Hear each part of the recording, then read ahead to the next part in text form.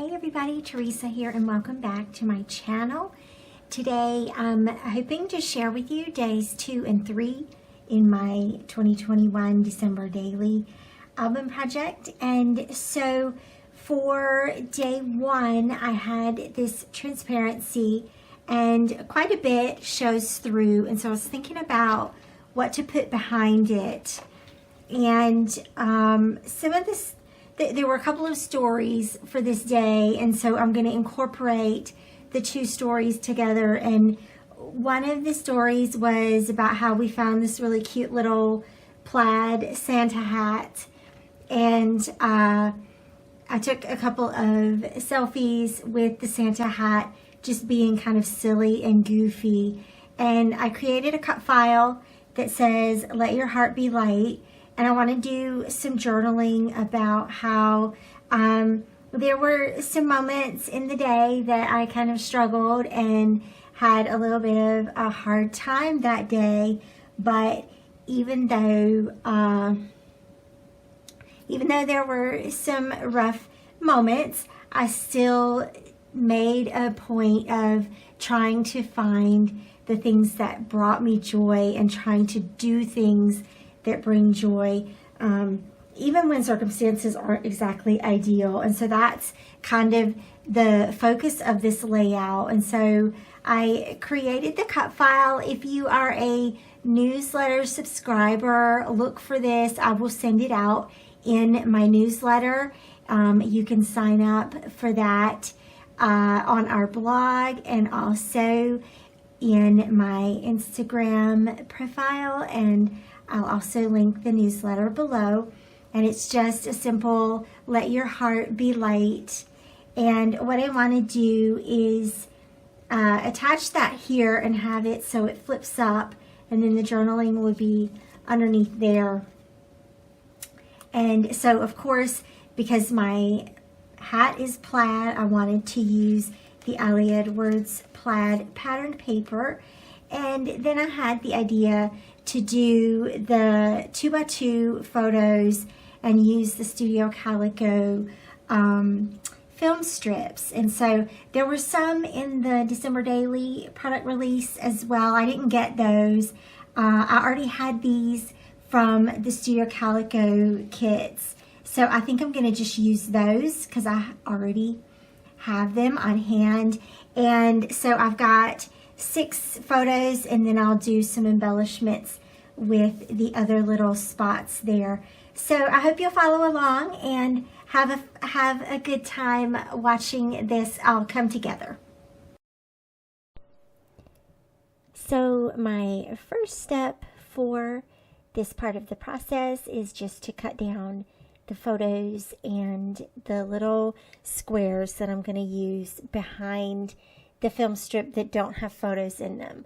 And I did this intentionally. I did 6 photos, and originally I was going to do 2 film strips, and I decided to go ahead and do 3 film strips and go all the way across the plaid background here. And that was just to give me a little more space to space those photos a little bit better. And then it also makes for some fun little spots to add embellishments. And so the spots in the film strip that don't have a photo, I'm just doing a white plain background, and then I'll add some dimensional embellishments on top. And the reason I left those white is because that is some of the white space on this layout. The cut file is a white space area, right? A little place for your eye to rest. And then these little background squares serve as that for that purpose as well. They're all 2x2. That just made it easier to size them and to adhere them to the back of the film strips. And then once everything is in place, I'm going to adhere them down to the plaid background. And originally I was going to leave them sort of hanging off of the page, but I realized that I kind of made them hang off a bit more than the album size. So I did end up going back and trimming those off, and that's fine. It turned out really cute. I like this sort of informal feel. And since the theme of the layout is let your heart be light, then the elements of the page should be more light as well. And I felt like they should be more playful, that this is allowed to be a more playful layout. And so that's why I adhered them on the diagonal. So a couple of the embellishments that I used here, I went for some of the things I had from my Allie Edwards stash, the chipboard pieces from previous December daily releases, the puffy star, and check me out, I did a little twine behind that star. I ended up, what I did was I laid down the little twine and left a space inside of it for a little foam dot to raise up the star, and the twine is glued to the page using the Tombow adhesive. I hope that makes sense. But that way you have room for your, you have room for the twine, and you have a way to adhere the twine, but then you also have a way for that star to make contact with adhesive as well. And then I also had some of these little word strips, and so I'm going to staple those to the film strip as well. And that serves two purposes. One, it helps secure the film strip to the photos, because by the time you cut down the little squares and adhere them, it's just a tiny bit of adhesive. So the staples can help kind of keep that stable. Plus, they add a cute little element there to those word strips. And that's just something I've repeated across all the film strips. There's some on the little chipboard heart, some at the bottom of the photos, some at the top of the photos. And I just had a little fun with that. Another embellishment I used was the little greenhouse. And underneath it, I used the little Bah Humbug chipboard. And so that seemed like the perfect opportunity to use that. And then, of course, you can see here how I'm adhering the film strips to the back of the page, or to the pattern paper, using the red line tape. And for these outside of the page protector pages, I do use a lot of red line tape, just because it helps to form a stronger bond for these pages that don't have anything around them. They're just sort of floating in the album. And I wanted to just say that if that bothers you, then go ahead and trim your papers down and put them into a page protector. And then do your flip outs, adhere your flip outs to the page protector instead of to the layout itself. Especially if you're bothered by the punched holes, they're going to have wear and tear. If it bothers you, or if you're worried about elements falling off the page and getting lost, then that's what the page protectors are for. I find I just like the look of a whole page and punching the page and putting the whole thing in the album. That, for me, is what I like here, and what I'm kind of loving recently more so. It's sort of a transition for me, because I've always been a pocket page girl and I do still love pocket pages, and I'll still use them in this album. But I'm also having a lot of fun with these out of the page protector pages too. So for the cut file here, my idea was to adhere it to the right edge of the page using washi strip and letting it be a flip out. You could adhere this to the left side as well. There are straight edges on both sides of the cut file, so you could do that on the left hand side as well if you were doing your page on the other side.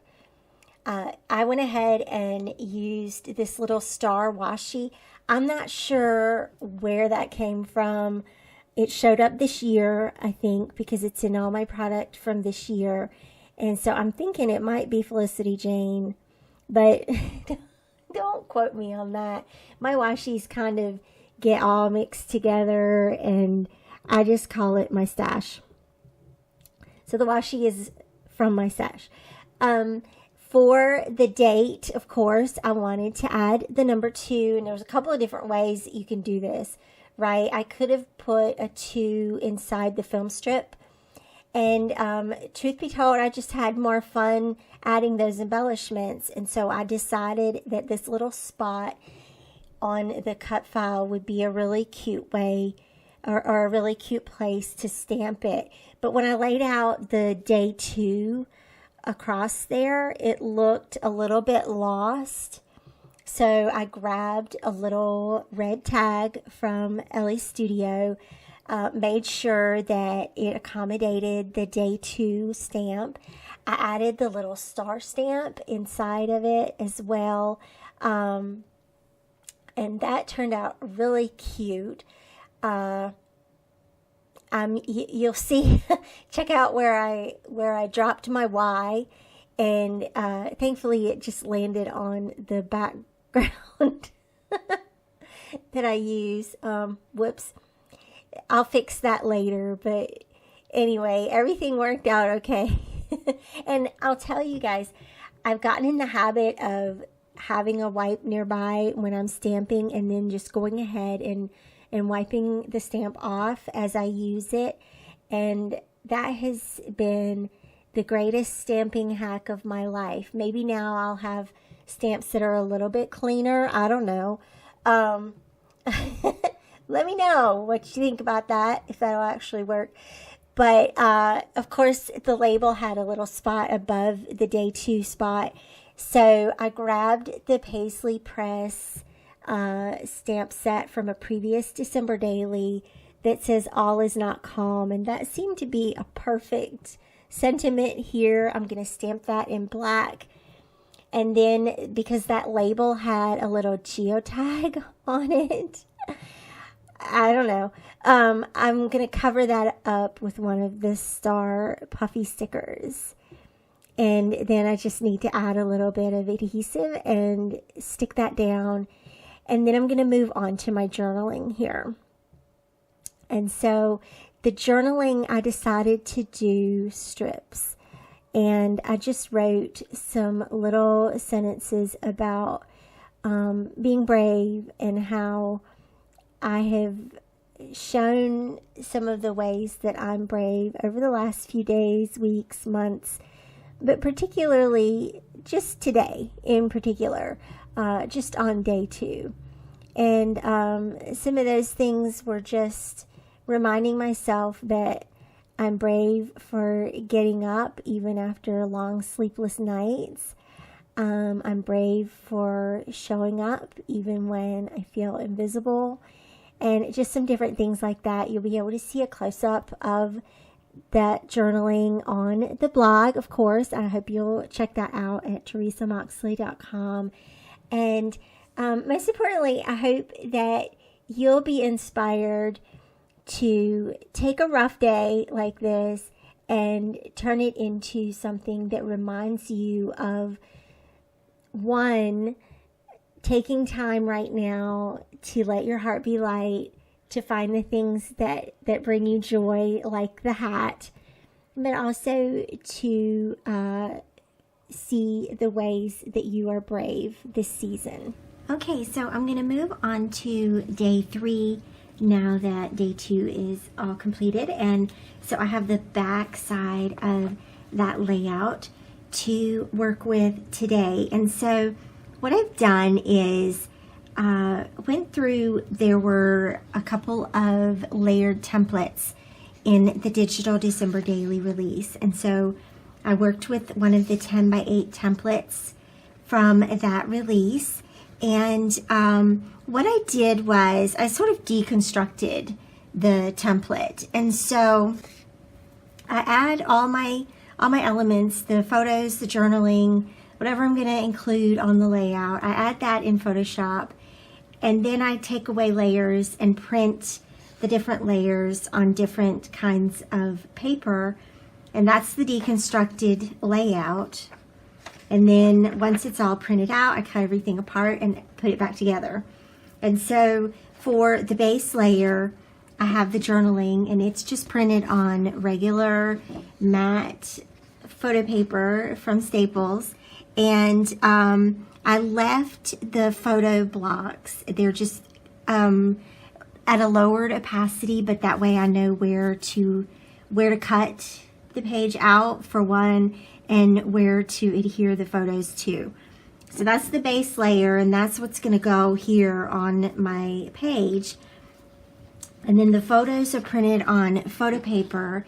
It's a sort of matte semi-gloss from HP. And again, the two photo blocks, they're left in the same position as they are in the template, so that I know where to cut them out. And that way they're on the same kind of photo paper. And then I also there's a green block that has the word art, and it says, "Christmas spirit is alive, bring on the joy." And so I printed that on vellum, and then that's just going to go over top of that top block right there. And of course, I'll have to figure out how I'm going to adhere that to the page. And then the other thing I have to add to it is the number for day 3. And so the story for day 3 is about our infamous sofa. And so back in March, we ordered this sofa from the Pottery Barn, and originally they optimistically told us 12 weeks, and that turned into 9 months. But we did get the sofa. We finally got it right before Thanksgiving. So that's really exciting for us. So I took 2 photos. I had a photo from Thanksgiving with some of the fall pillows and the sort of fall lighting. And then I took another one yesterday with the Christmas pillows, and it had there were really cool shadows from the sunlight as well. So that's sort of. Okay, so the first thing I'm going to do here is clear off a little bit and start with cutting out these different layers that I printed from my photo template. And so the first thing I'm going to do is cut out the base layer, and that is the layer that I typically leave for journaling. If I'm going to print any titles, I'm going to print that on this base layer, and then of course the blocks for the photo. And I cut it to leave a 1/4 inch border around all of the elements, so that it has a little border around the entire layout. And my idea here is that I'm going to add this to a piece of patterned paper and have the patterned paper be a border around it. So elements, white border, and then background border, if that makes sense. You could, of course, stretch this template to 8 1/4 by 11 or 11 by 8 1/4 and have it just fall off the page as well, just like it's originally intended.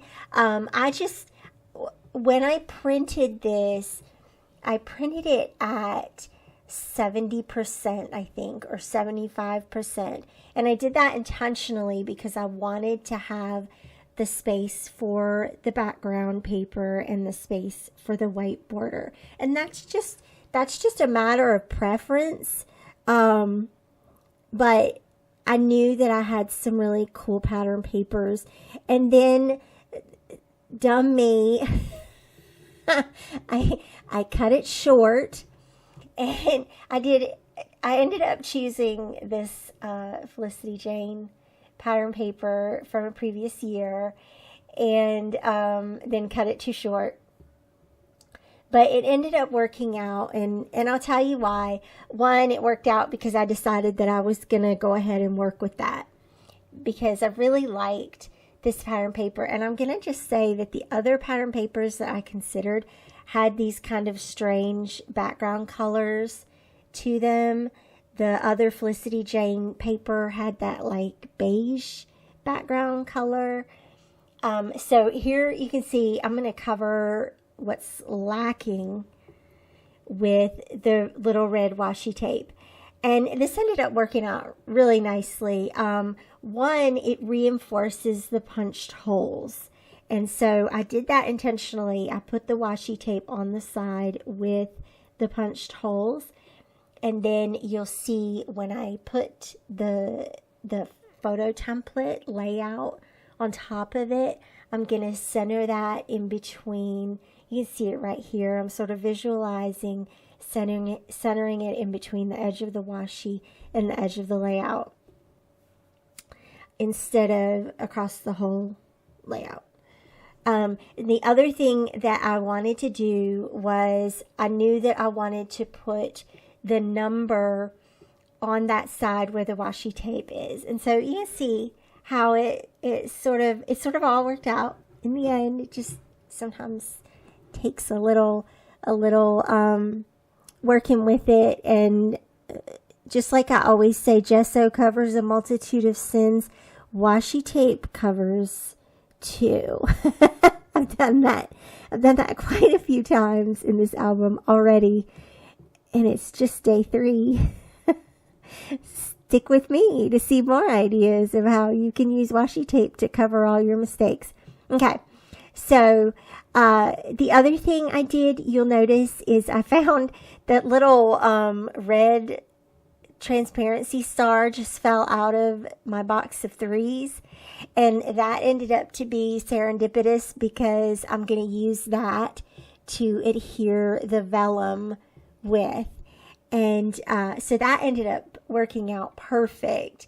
And you can see here how originally this layout was turning out to be quite green, a lot of greens, but I ended up being able to incorporate other colors, and what made that happen was the background pattern paper that had the reds and greens, and then I'm repeating some of those reds around the embellishments. You can see I added some washi tapes there.